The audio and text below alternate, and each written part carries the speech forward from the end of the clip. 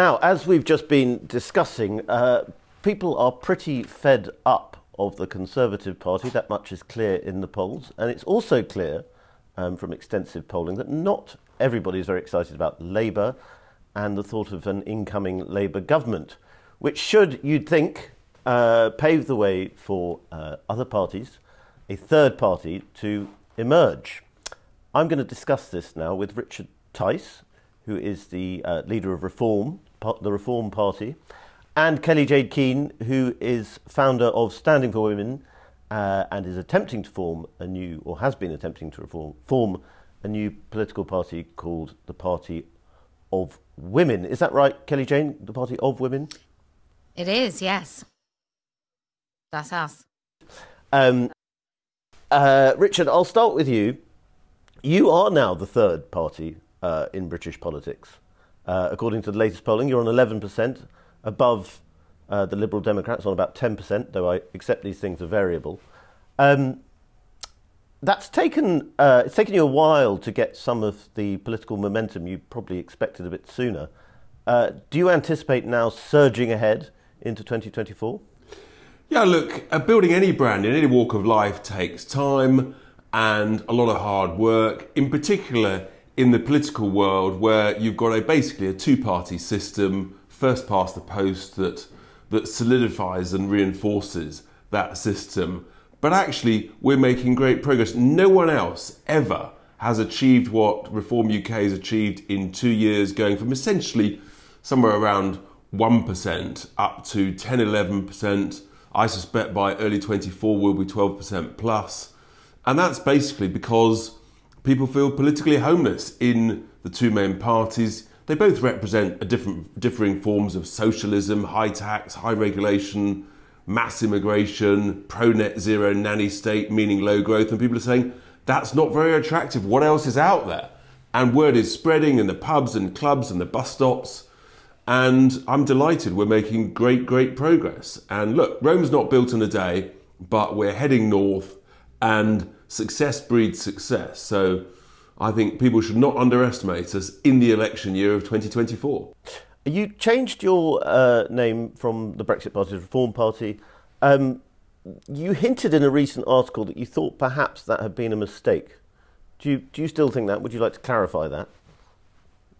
Look, fundamentally, the country needs massive reform everywhere. That's why we changed it. The Brexit Party is a very well-known brand.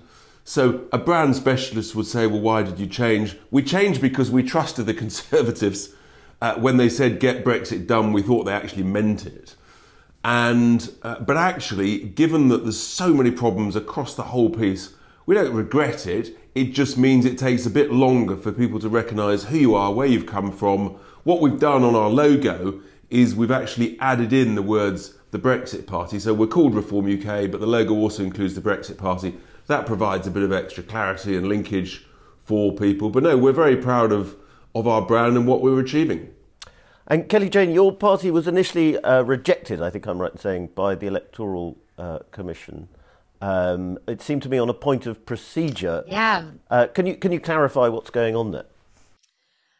Well, look, I don't want to cast aspersions at the Commission Office, the Electoral Commission Office, but they have been rejecting us since March. So I've now instructed a barrister to make sure that every single T and I is perfectly dotted, because I just don't want to give them any reason to dismiss us again. So no stone left unturned. So that's why we've got a barrister, and I'm very confident in our electoral process and our democracy that will be registered really soon. And your intention for you yourself is to stand either against Eddie Izzard in Sheffield or against Keir Starmer himself, is that right? Yeah, well, I think Eddie's now going for Brighton. So it was going to be Keir Starmer, but look, it will depend as we near the election where I will stand. I think, there's a lot of lovely MPs right across the board that I would stand against. Stella Creasy would be one of them. I think there's so many in all political parties who've just turned their backs on women, as well as huge swathes of the population. You know, most people know that women don't have penises, and it's about time that parties said it. And the Conservative Party are a little bit too late with their sort of strength on this topic, and they're still really not far enough for me. You know, they're still, this stuff has got ravaged through schools. You know, I visited a school recently. This stuff is everywhere. So there is a calling for a party that represents women, and that would be mine. And by this stuff, you mean the trans agenda? I don't just think it's that, but it's that, look, that is the most egregious lie, and upon which the foundation, upon which so many other lies rest. So the GRA would be something, the Gender Recognition Act would be something I would like to see completely repealed. I want all of this stuff out of schools as of yesterday, not just trans stuff, but other lies that we consistently tell children. But I just think this is the most egregious when you're talking about the fundamentals upon which all of us are here. You know, a woman gives birth to babies, and a man is the person that impregnates that woman. And I think it's bonkers. But yeah, there are too many lies, but that's the biggest.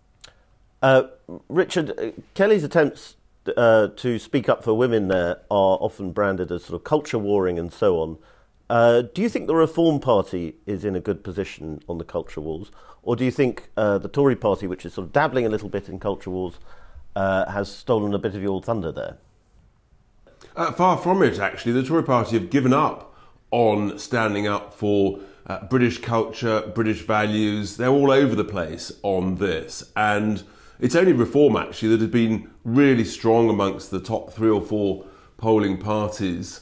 We've made it absolutely crystal clear there should be none of this gender questioning, allowing any social transitioning, any debate about this in schools up to the age of 18. We think it's absurd. I'm going to campaign events up and down the country. Parents and grandparents are utterly fuming and furious at what is going along.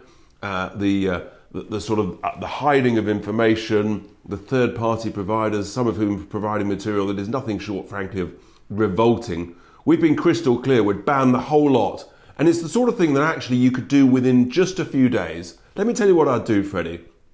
If I was Prime Minister, I'd instruct the Secretary of State for Education to write to Ofsted, to write to every single head teacher of every primary and secondary school saying this stops by Friday, and anybody who carries on is fired. No ifs, no buts. It's a breach of contract. Here's the most important thing, though. It's the clearest, most dangerous breach of safeguarding I've ever seen. And I've been a governor of 4 different schools. You see all these safeguarding documents, hundreds and hundreds of pages long. This is the most obvious, clear breach, and it should stop. And for the Prime Minister to say back in March that he was going to carry out an urgent review, my definition of urgent is by the end of the day or the end of the week. We're in December and there's no sign of this review. They're all over the place and they're letting children down. It's a disgrace.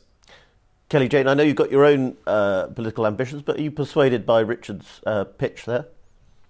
I am. I think it's a barometer of where we are as a society that the smaller of the major 3 parties is having to say this, because the 2 main parties have failed dismally to say it. But yes, look, anybody speaking about the truth about this, about whether or not human beings can actually change sex, I welcome all of that discourse. I think it's really, really needed. The one thing that we want to do as a party of women is we want to build from the bottom up. So whilst I have ambitions to become an MP, or I really have ambitions to make a big noise so that other people can understand what the issues are and force people into positions. That's my ambition. But I want ground up. So I want women in seats right across the country in councils, because that's where really direct politics happens, whether or not an elderly woman in her home, when she says she'd like a female carer to come and intimately care for her, I want that woman to know that a female will actually turn up, not a cheap worker who's a man, or a man in a dress. I just think those things are really crucial. So I'd like us just to populate the local councils and the PCCs and all of those where direct democracy and politics really happen. Do you think people will call you a single issue party, a single issue politician? Do you think you are? I mean, are you the women don't have penises candidate?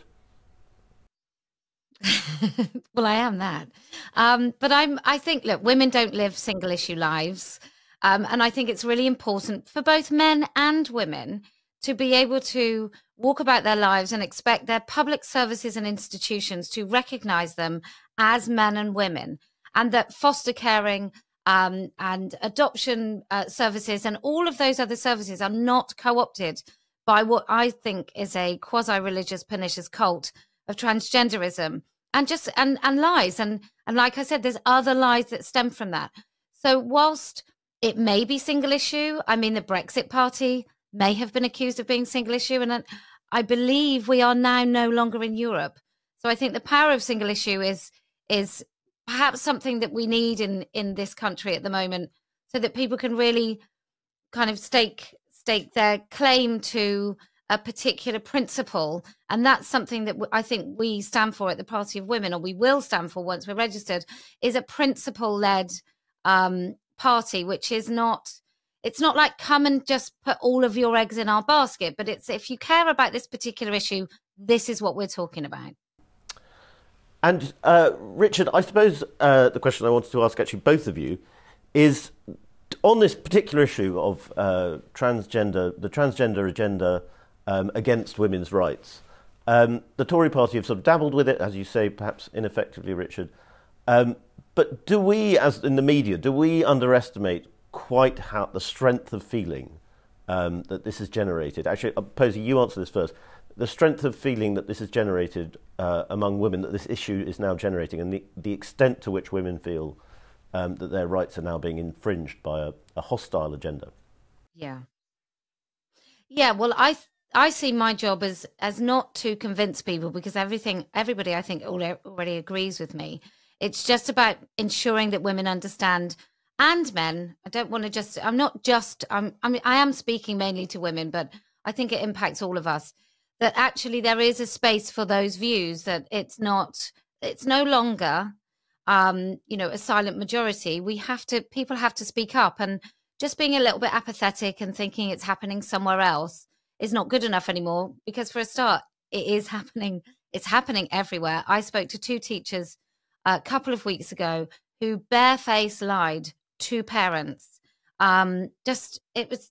It's one of the most horrific sort of conversations I've ever had to have, where you just understand that these people are pretty much paid up members of a cult, and they are willing to take the place of parents and make decisions about people's children behind their back, and sort of treat parents with absolute contempt. So I think once people understand that it's in their children's schools, I wouldn't like to predict how they vote in the next election, but it can't be for either the Conservatives or Labour if they really care about this issue. And Richard, have you noticed that? I mean, because your main issue, I think, as a party is immigration now. Certainly, post Brexit, you are becoming the party that talks about what you and Nigel Farage call the population crisis in Britain. But how much does that go hand in hand with this more culture war stuff that is bubbling under the surface in British politics? Look, there are multiple challenges across, frankly, the whole nation, and many of them interrelate. But this issue, the trans agenda, it has arisen so quickly. It surprised so many decent, ordinary folk and parents up and down the country. And when I speak to groups, they just can't believe it. It flies in the face, frankly, of all basic common sense. And I think too often, actually, politicians fly in the face of basic common sense. Look, we're pretty strong and robust on a number of these issues. We're comfortable talking about the uncomfortable for many people. We feel that, in a sense, we've got the courage to put our head above the parapet and take the flak, because so many parents, they get in real trouble if they try and raise this, as I'm sure Kelly has seen with teachers or head teachers. They're worried that in some way their child might be discriminated against. As far as I'm concerned, it's absolutely simple. There are 2 sexes and 2 genders, male and female. You might feel something else at some point because you've had a bad day or a good day, fine. But I'm just not buying all this 72 gender, 100 gender stuff. You talk to ordinary folk up and down the country, they look at you with amazement. They think it's nonsense, they think it's absurd, and they just want actually politicians to get on to make people's lives better. And they're just furious that so much time and sort of cowardice is wasted on trying to say that, frankly, something just basically isn't biologically true, and sort of pretend that it is, and pretend that women can have penises. I mean, it's the most absurd statement in the world. I'm not going to try and do what a lot of journalists have done with you, Richard, which is to try and insinuate there's some sort of rivalry between you and Nigel Farage, because you always reject that idea. But he has just left the celebrity jungle in third place. His public profile has increased. He's made a lot of hints about coming into politics. He's made hints about wanting to lead the Conservative Party, perhaps after it implodes at the next general election. Where do you stand on if Nigel Farage wants to go back to the Reform Party? Is he the leader? Do you step aside? What happens? Look, he's had great fun playing mischief and causing division and divide within the Conservative Party, but I remind everybody, he's our honorary president. He set up the Reform Party when it was called the Brexit Party. He has come back from the jungle on great form, a little bit lighter, loved the experience, his poll rating's gone through the roof. He's utterly furious at what's transpired with regard to some of the key issues that affect our quality of life. And I've said very clearly to everybody, the more help that we can get, the better. The more that Nigel is able to help get stuck in, put his shoulder behind the wheel, and frankly, help save Britain from the state that we're in, then the better. And I suspect you'll be hearing a lot more on this matter in the coming weeks. Richard and Kellie-Jay, wish you both a politically prosperous 2024, because given the moribund state of British politics, anything new is good, I think, in our opinion, at The Spectator.